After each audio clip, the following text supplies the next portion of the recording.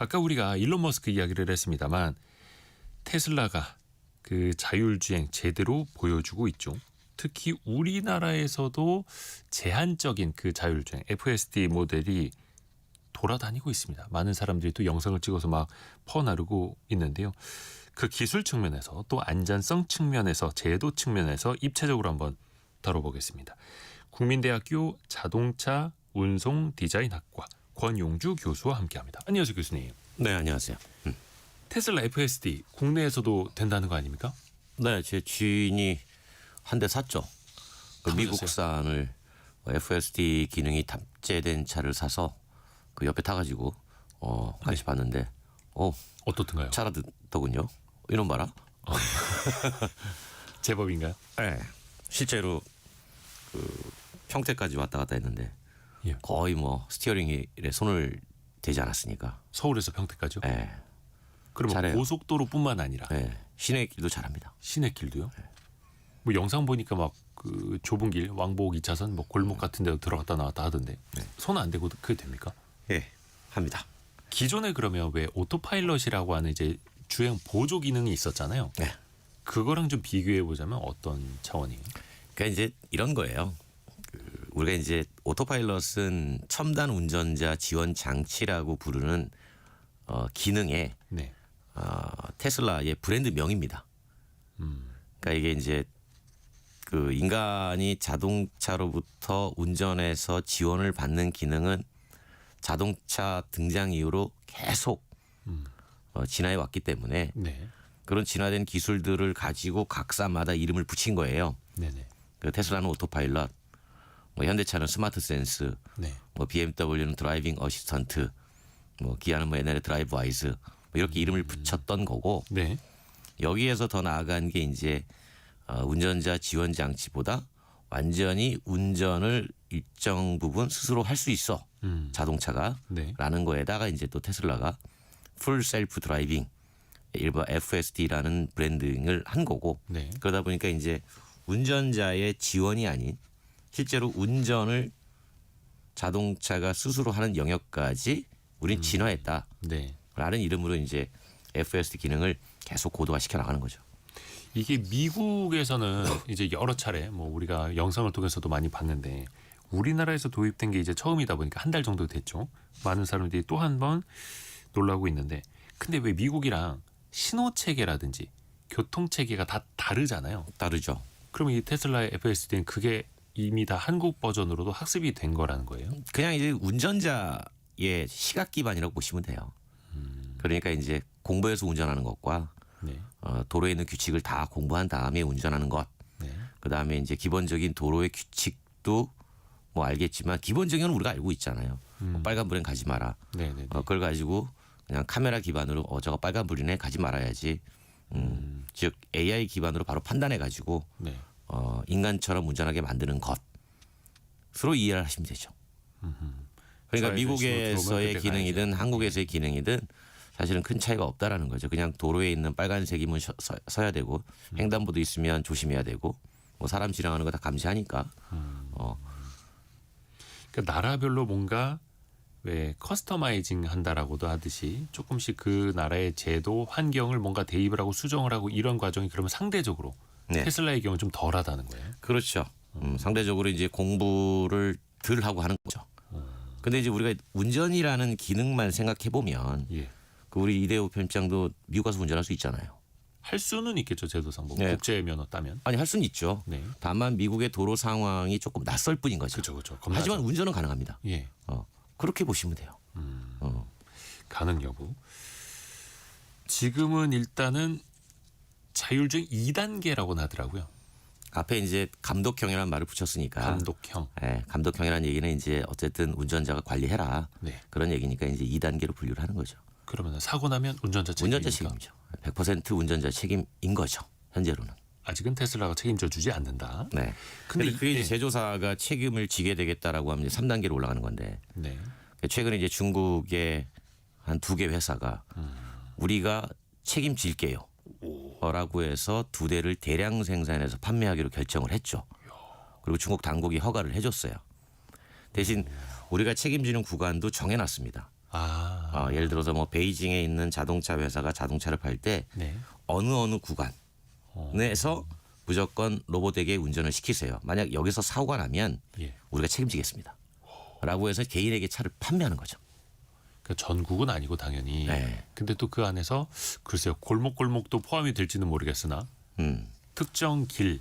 일단은 특정 길에서만큼은 완벽하다라는 거를 했던 거고 이제 그게 왜 화제가 됐냐면 어쨌든 전 세계에서 최초로 제조사가 책임지는 자율주행 자동차가 개인에게 판매되는 대량 생산의 의미가 있는 거예요. 야, 이제 그 단계까지 간 거네요. 네.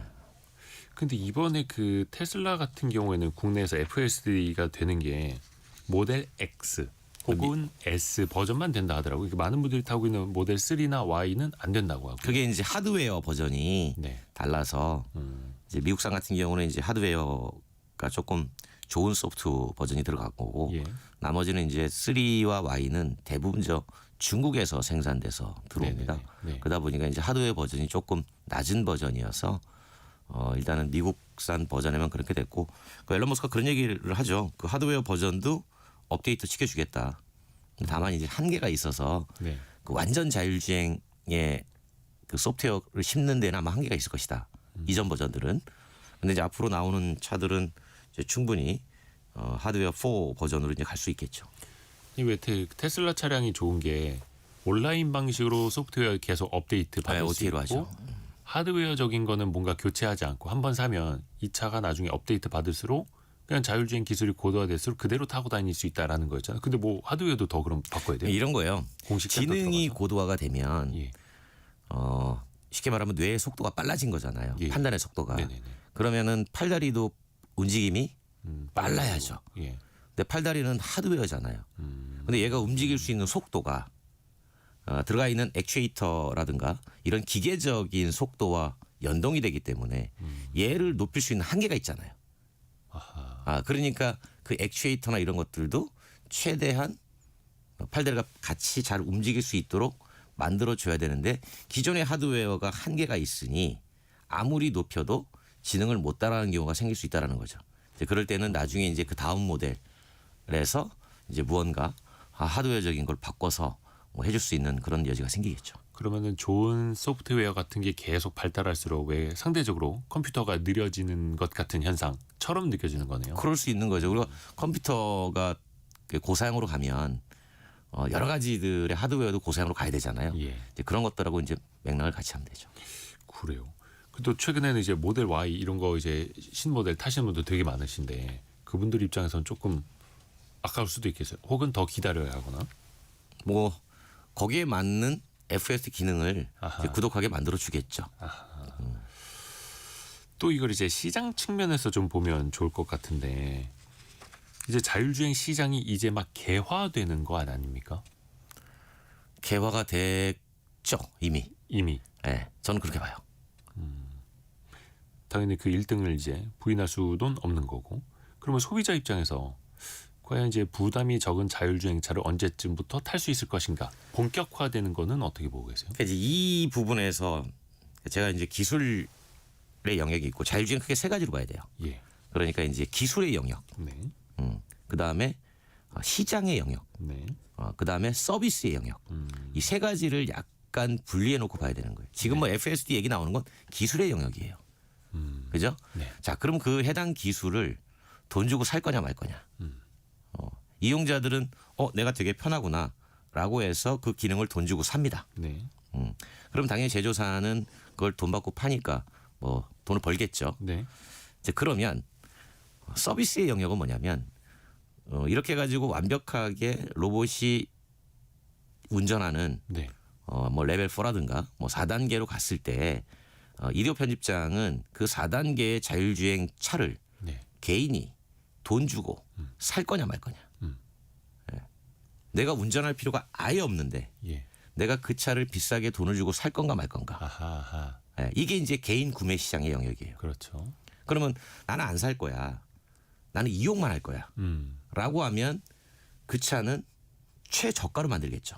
로봇 택시. 그렇죠. 네. 그러면 스티어링 휠도 없어지고 페달도 없어지고 그럼 이제 퍼블릭의 영역으로 들어갈 거예요. 대중화된다고요. 퍼블릭의 영역. 즉 운송 서비스의 영역. 아, 서비스. 쉽게 보면 그냥 택시라고 하죠. 그런 서비스의 영역으로 들어갈 텐데 그 서비스 영역에 들어갔을 때에 과연 누가 그 서비스의 시장을 지배할 것인가. 그렇게 해서 조금 각자의 영역을 좀 떼어놓고 봐야 돼요. 제가 항상 보는 건 뭐냐면 기술은 빨리 발전합니다. 네. 근데 그 기술 빨리 발전시켜서 그 기업이 가져가야 될 비즈니스 모델이 뭔가. 이제 그걸 보는 거거든요. 그러니까 테슬라는 FSD라는 소프트웨어를 계속 고도화시켜서 기존의 테슬라를 구매한 사람한테 자 이게 고도화됐으니까 당신이 돈 주고 사세요. 네네네. 라고 하는 서비스를 만들어냄과 동시에 우리는 내가 만든 자동차 또는 내가 누구한테 판매한 자동차를 가지고 지능을 고도화시켜서 이걸 가지고 이대호라는 편집장이 네. 여의도에서 예. 어디 저기 강남까지 가는데 네. 돈을 내고 이동할 거 아니에요? 네. 그 운송의 영역의 서비스까지 우리는 하겠습니다.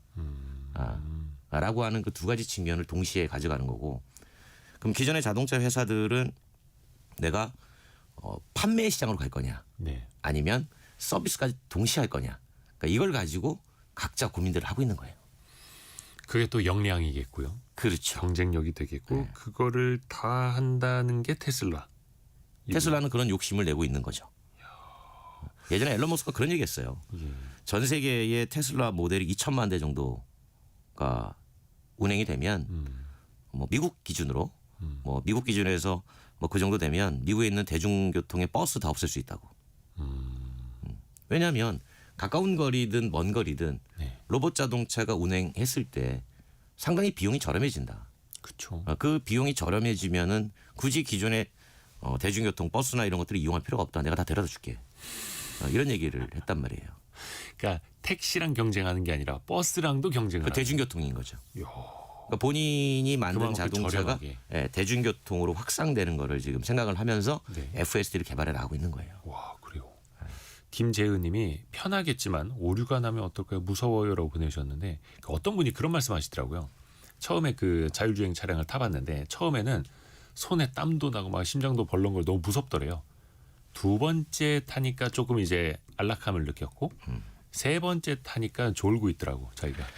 그러니까 이제 인간이 그렇게 적응을 한다는 그렇죠. 그러니까 처음에 이제 우리가 그런 얘기 하거든요. 미국에서 로보택시를 이용자 대상으로 리서치를 해보면 예. 한 번도 이용해 보지 않은 사람은 있어도 예. 한 번만 이용한 사람은 없다고. 그만큼 재이용률이 상당히 높아요. 뭔가 비대면 한다라는 거에 대해서 나름대로 뭐 방해받지 않는다. 나만의 공간 아하. 그런 생각들을 하게 되는 거죠. 또 그 시간에 또 다른 것도 할 수 있겠고. 네. 근데 이게 참 현실로 거의 다 다가왔습니다. 이제 기술적인 측면도 좀 여쭤볼게요. 테슬라 같은 경우에는 카메라만으로 도로 상황을 읽고 판단을 한다는 거잖아요. 예. 레이더나 라이다 같은 추가 장치도 없고 이게 한 수년 전에는 이걸로 된다 안 된다 어떤 기술이 우수하다 열등하다 막 논쟁이 엄청 많았잖아요. 지금도 논쟁거리예요. 지금도요. 그러니까 뭐냐면 제가 말씀드렸잖아요. 앨런 머스크는 비용에 집중한다고. 그렇죠. 대중화. 그러니까 자율주행차가 비싸게 만들어져서 얘가 서비스 영역에 들어왔을 때 운송사업자는 그만큼 비용을 비싸게 받아야 되잖아요. 네. 그러면 이제 이용에 제약이 생긴다. 그러니 무조건 저렴하게 이용하려면 이 기능 자체를 저렴하게 만들어야 돼요. 네. 그러다 보니까 비싼 센서 라이다 이런 거 쓰지 말자. 카메라만 가지고도 충분히 가능하다라는 입장을 고수했던 거고 네. 이게 비슷한 맥락도 있어요. 뭐냐면 앨런 머스크는 수소 전기차를 인정하지 않습니다. 오. 본인은 배터리 전기차니까요. 네네네. 네. 그러니까 이 카메라 기반을 얘기하는 거고 그러니까 이제 본인이 이런 얘기하죠. 구글의 웨이모는 나를 이길 수 없다.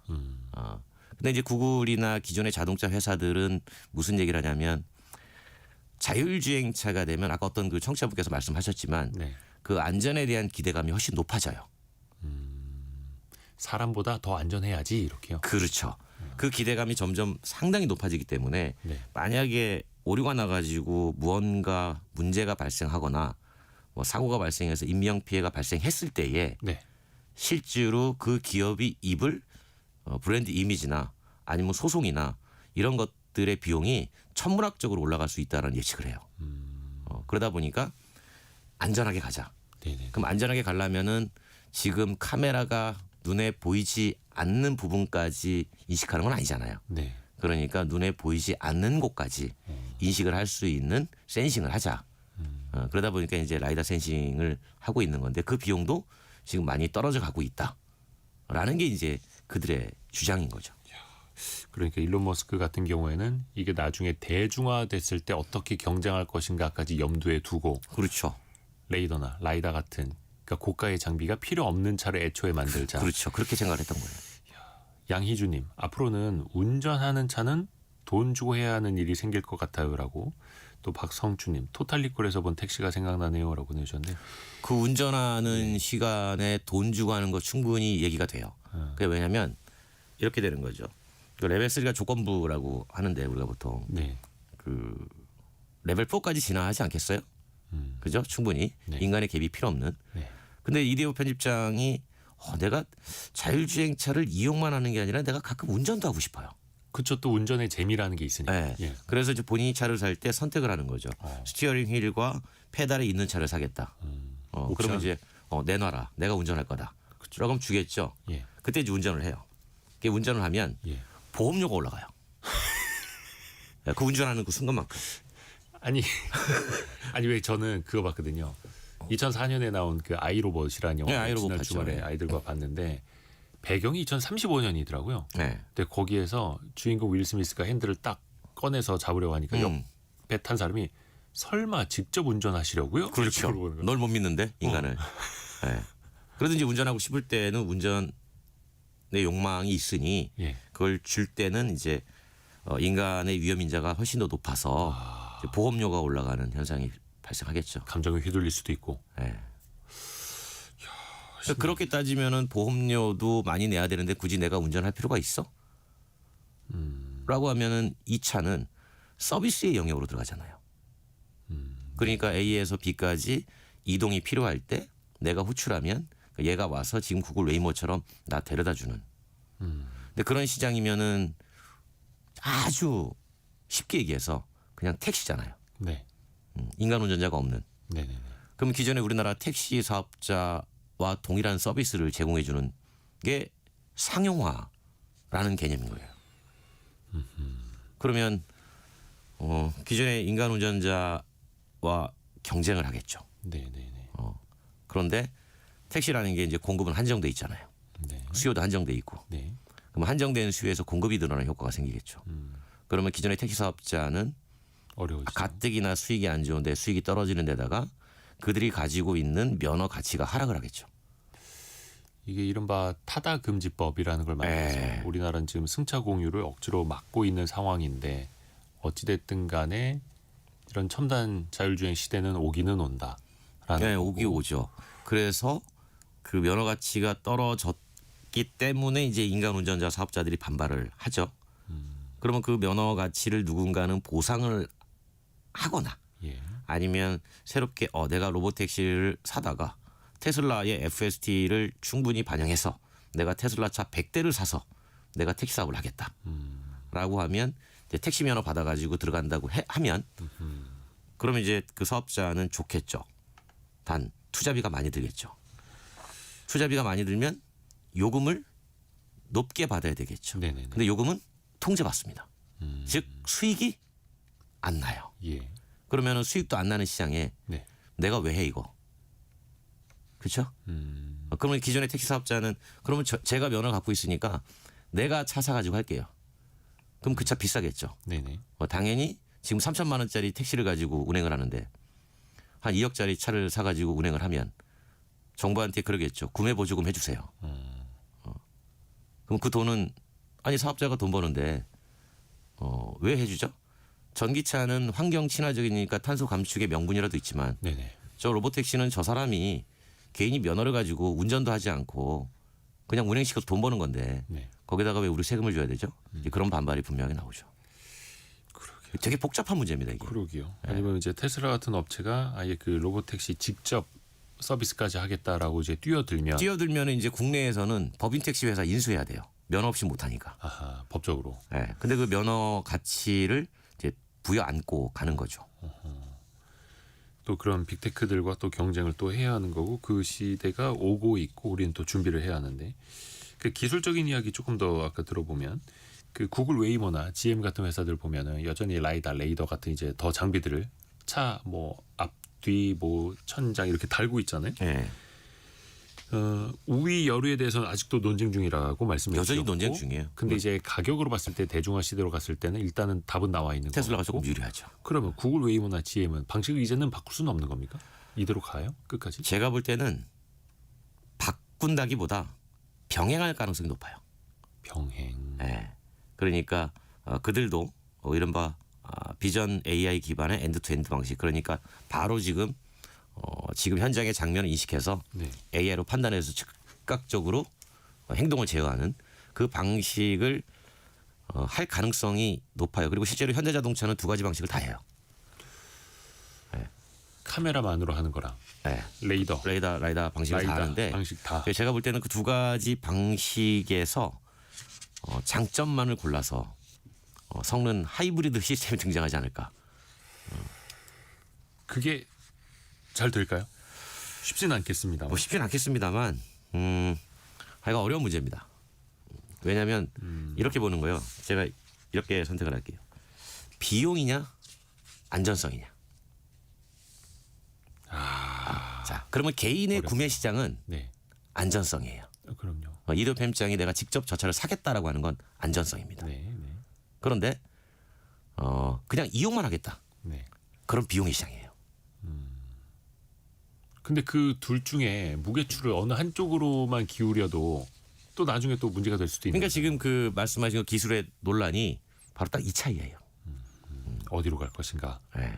그러니까 이제 기존의 자동차 회사들은 안전성에 중점을 조금 두는 거고, 네, 근데 테슬라 같은 뭔가 이렇게 새롭게 기술 쪽으로 가려고 하는 회사는 그 안전성은 내가 카메라만 가지고도 얼마든지 만들어낼 수 있어라는 자신감을 가지고 이제 비용 쪽으로 접근을 하는 거죠.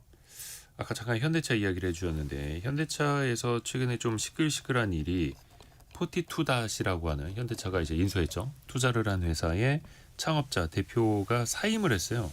여기가 원래 그분이 테슬라처럼 카메라 방식으로 가야 한다라고 하면서 좀 방향 전환을 했던 사람인데 그러다가 이게 좀 좌충우돌하는 거 아니냐, 오히려 개발 기간만 더 늘어나는 것 아니냐, 뭔가 잘 안 되는 것 아니냐라는 또 시장의 우려가 있더라고요. 결국은 뭐 어쨌든 카메라 기반 방식도 만들어내긴 했죠. 네, 그 제가 갑자기 이름이 생각이 안 나는데 만들어내긴 했어요. 네. 그러니까 내부적으로 보면 이제 두 가지 방식 중에 어떤 것이 더 나은지 계속 조율을 했던 게 아닌가 그런 생각을 해보는 거죠.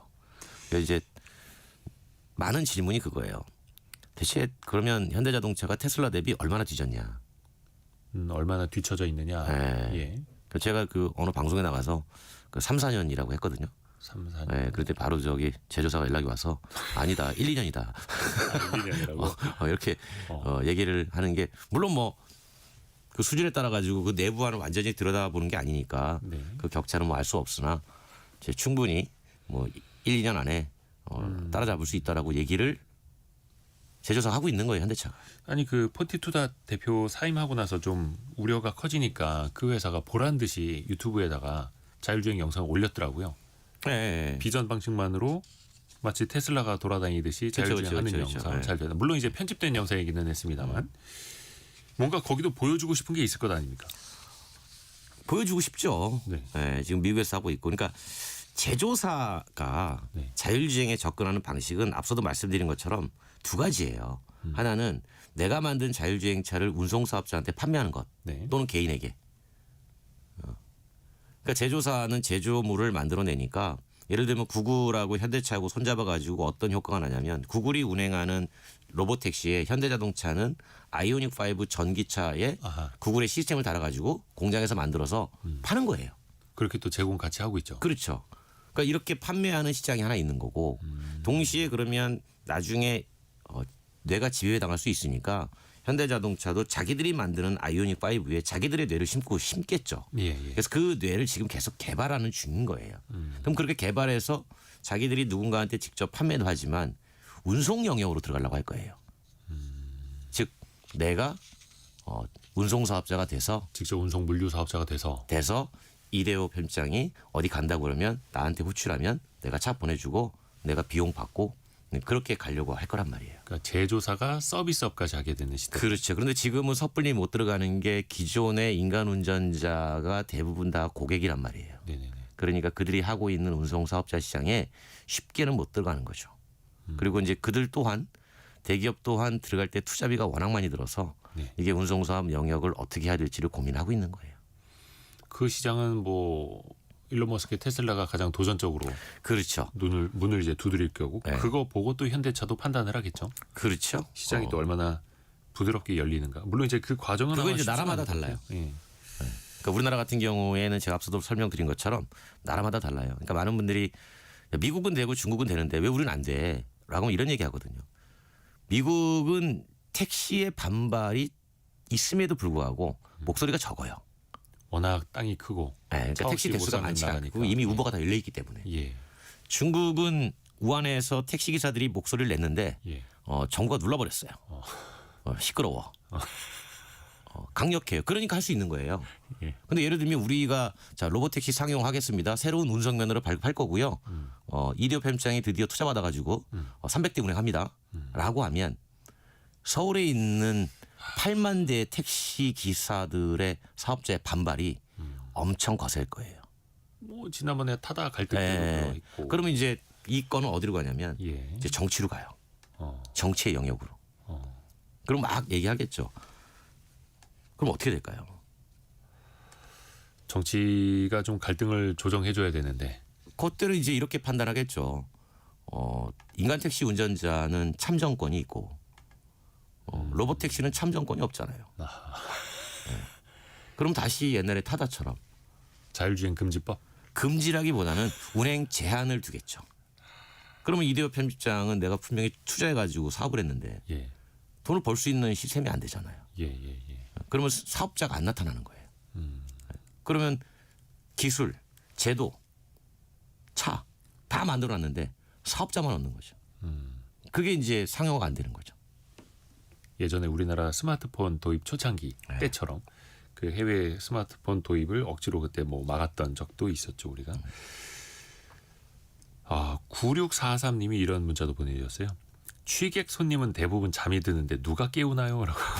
로봇 택시에서 잠드시면. 그 실제로 미국에서 예. 구글 웨이모에 어떤 일이 벌어졌냐면 예. 사람이 타고 내렸어요. 예. 내렸는데 그 틈에 누군가가 노숙자가 탄 거예요. 오. 타가지고 트렁크에 뒤에 오. 그 SUV에 뒤에서 잠을 자고 있었습니다. 예. 그리고 이 차는 다음 손님을 맞기 위해서 갔어요. 예. 그 손님이 탔습니다. 사람이 있는 거예요. 와. 깜짝 놀래가지고. 그럼요. 네. 그러니까 이런 일이 충분히 벌어질 수 있다. 취객 손님은 잠든 사이에 요금은 계속 올라갈 것 같고요. 그 아까 이제 웨이모 이야기도 좀 했습니다만 최근에 이슈가 좀 있었어요. 그 웨이모 그러니까 구글이 개발하고 있는 거죠. 접촉 사고가 나니까 아예 그 자리에서 멈춰 버렸다. 그러면서 이게 교통 흐름을 다 막아버리고 민폐 로봇 택시가 되어버린다라는 비판도 있었고 또 한켠에서는 저게 의도된 설계다라는 반박도 있더라고요. 어떤 게 맞는 거예요? 어떻게 맞는지는 사실은 저도 잘 모르겠어요. 왜냐하면 그 의도된 설계가 진짜 의도된 설계였는지 아니면 멈춰 섰기 때문에 그렇게 의도한 거라고 해명을 한 건지 그건 뭘 알 수가 없잖아요. 진위를. 내부만 알겠죠. 네. 근데 미국에서 그 구글 웨이모하고 GM의 슈퍼크루즈 초창기에 할 때 찬반이 극명했습니다. 그래서 어떤 사람은 최고의 운전자는 컴퓨터 머신이다. 네네. 라고 찬성 쪽의 사람들이 있었고 반대도 많았어요. 그 반대를 대표적으로 했던 곳이 공공기관이에요. 뭐 구급차, 경찰차, 긴급 출동해야 되는 차들. 네네네. 왜냐하면 얘들이 갑자기 통신이 두절되거나 무언가 센싱에 문제가 생기거나 그러면 그냥 멈춰버리는 거죠. 네. 그래서 교통 정체가 일어나서 골든타임을 지치시킨다라고 네. 해서 반대를 했지만 찬성했던 분들은 누구냐면 이동이 조금 어려운 분들, 교통 약자 이런 분들 찬성을 했었고 노약자분들도 찬성을 했었고요. 그런데 이제 지금 어쨌든 그런 찬반 속에서도 가면서 자꾸 개선되는 건 뭐냐면 예전엔 뒤에서 구급차가 오면 네네. 인식을 못했어요. 근데 이제 오디오 센서를 넣어가지고 이제 인식을 합니다. 이게 구급차인지 경찰차인지 그래서 비켜줘요. 테슬라 F-세스도 마찬가지고. 그러니까 그런 식으로 계속 진화를 하는 거예요. 운전자가 소리 듣고 이렇게 룸미러로 쳐다보고 비켜주듯이 똑같네요. 예, 예. 그리고 이제 만약에 이제 고장이 나면 사람 같은 경우는 이제 그 갓길에서 피해 가지고 대처를 하고 네, 뒤에다가 네, 네. 300m 후방에다가 비상 삼각대 세워 가지고 알리잖아요. 네. 그런 걸 이제 그 무인차는 할 수가 없으니 예를 들면 경광등을 달아서 얘가 높이 올라와서 아하. 뭔가 문제가 있다라는 거를 알리는. 그러니까 이런 기능까지 계속 진화를 하고 있는 거예요. 또 최근에 보니까 뭐 캘리포니아 정전 때문에 웨이모가 뭐 멈춰섰다 뭐 이런 이슈도 있기도 하고. 그거 뭐 통신 장애일 수도 있고 예. 아니면은 신호등이 완전히 이제 먹통이 됐으니까 그걸 인식을 못 해가지고 신호가 없는데 나 어디로 가야 되지? 아하. 라고 하면 신호가 없는 곳에선 그 알고리즘이 일단 멈춰. 그러게 왜 우리도 이제 신호책에 좀 문제 생기면 네. 모든 등이 다 그냥 깜빡이기만 하잖아요. 그렇죠. 근데 사람들은 서서히 가면서 다른 차랑 부딪히지 않게 한 대 보내주고 내가 지나 이렇게 판단을 하는데 자율주행차는 그럼 그때는 어떻게 하는 거예요? 그 이제 했겠죠. 만약에 신호 자체가 아예 없다면 예. 일단은 멈춰. 음. 그런 다음에 뭐 누군가 지나가고 뭐 이렇게 교차로에 어떻게 지나가라고 공부를 시켜놨는데 네. 그 자체가 행위가 일어나지 않으니 나 어떻게 해야 되지? 가만히 있을 수도 있었겠죠. 모르면 가만히 있어 이렇게. 그렇죠. 예, 움직이지 마. 모르면 가만히 있어 이것도 학습이야 이렇게. 모르는 상태에서 움직이면 더 사고 날 가능성이 높아져. 그러니 가만히 있어. 라고 알고리즘을 짜줬을 가능성도 있는 거죠. 0025님이 질문 주셨는데 저도 이거 참 궁금했거든요. 테슬라의 경우 카메라만을 의지하면 안개가 진짜 깊이 끼거나 겨울에 카메라 막 성에 끼고 눈 둘러붙고 하면 어떻게 극복하고 안전을 보장하나요? 그 얘기 많이 해요. 예. 지금 이제 그 이쪽에 자율주행 하시는 전문가분들이 네. 비전 기반의 카메라는 네네네. 그런 위험이 있다. 그렇죠. 안개가 끼어서 인간 운전자도 시야가 잘 안 보이는 곳에서 예. 자칫 가다가 딱 안개가 거치는 순간 앞에 차가 멈춰져 있고 했을 때는 안 보이면. 이건 추돌하는 거 아니냐. 그럼요. 그럴 가능성이 충분히 있다라고 얘기는 합니다. 그 가능성 이제 열어놔야 되는 거예요. 그렇죠. 물론 이제 그 뭐 이렇게 얘기하겠죠. 그러면 안개가 거쳐서 딱 카메라에 들어오는 순간 네네네. 장애물이다 해가지고 순간 제동을 통해 가지고 얼마든지 우리는 안전성을 확보할 수 있다. 뭐 또 이렇게 얘기할 수도 있겠죠. 중국 이야기 앞부분에 잠깐 해주셨는데 중국에서도 자율주행 기술도 많이 올라오고 있고 또 거기는 제도라는 게 뭐 당국이 그냥 하라고 하면은 네. 바로 또 시행이 되고 있고 미국과 중국의 기술 격차 혹은 제도적인 차이는 얼마나 지금 좁혀져 있을까요? 지금 이제 그 미국의 가이던스라고 하는 네, 그 자율주행 기술 평가하는 곳이 있는데 네네. 세계 1위의 자율주행 기업을 일단 구글 웨이모로 이제 평가를 하고 오 그래요. 그 바로 밑을 추격하는 점수가 거의 없어요. 예. 0.2점 정도 차이가 나나 바이두를 이제 꼽아가지고 중국에서 자율주행 기업. 뭐 테슬라가 1등이고 뭐 이게 아니고. 그래가지고 이제 꼽은 적이 있는데 2024년 기준입니다. 근데 그만큼 중국하고 미국의 자율주행 기술 차이는 사실은 별로 없어요. 거의 기술 차이가 없다고요? 네. 그래요.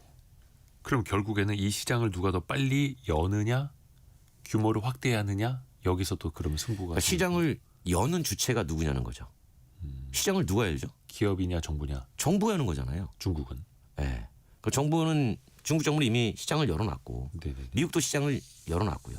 네. 여기에 이제 참여 사업자들이 중국 기업들이 조금 많이 있고 네. 또 미국 기업도 많이 있는데 이제 각자 자기 나라 중심으로 시장을 확장해 나가는 거죠. 네.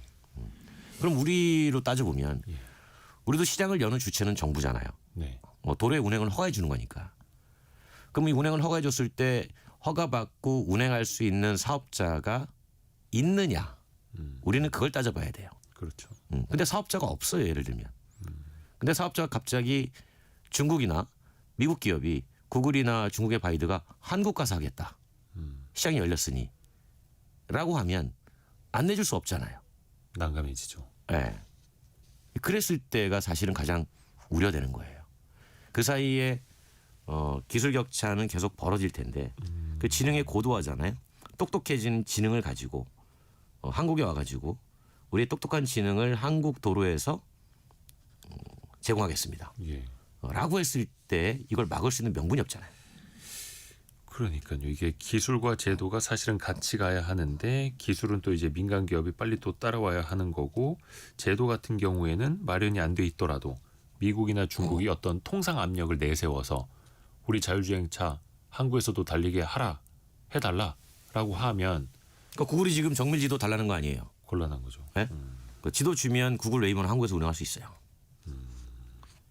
다만 이러겠죠. 정부가 아직 운행 허가를 안 내줄 거야. 네. 이렇게 해가지고 막을 수는 있어요. 근데 언제까지 안 내줄 거냐는 거죠. 우리가 지금 2027년에 우리나라에선 자율주행 상용화 얘기하고 있거든요. 예. 이거 정부 계획이에요. 27년. 네. 근데 제가 이렇게 역으로 물어봤어요. 그 상용화 계획이 네. 어떤 상용화냐? 그러니까 이대호 편집장이 개인이 자율주행차를 구매할 수 있는 상용화냐? 아니면 운송 서비스 사업자 즉 택시 사업자가 돈을 받고 사람에게 이동 서비스를 제공하는 상용화냐? 그랬더니 아무도 답을 못해요. 생각할 거리가 많고 네. 우리가 또 앞으로 나아가야 할 길이 일단 보이기는 합니다만 자율주행은 있어도 자율제도는 없으니까 또 이제 하나둘씩 또 우리가 같이 고민하고 만들어 가봐야죠. 오늘은 국민대학교 자동차 운송 디자인학과 권용주 교수에게 도움 말씀 들어봤습니다. 고맙습니다. 네, 감사합니다. 라디오 정보센터 다녀옵니다.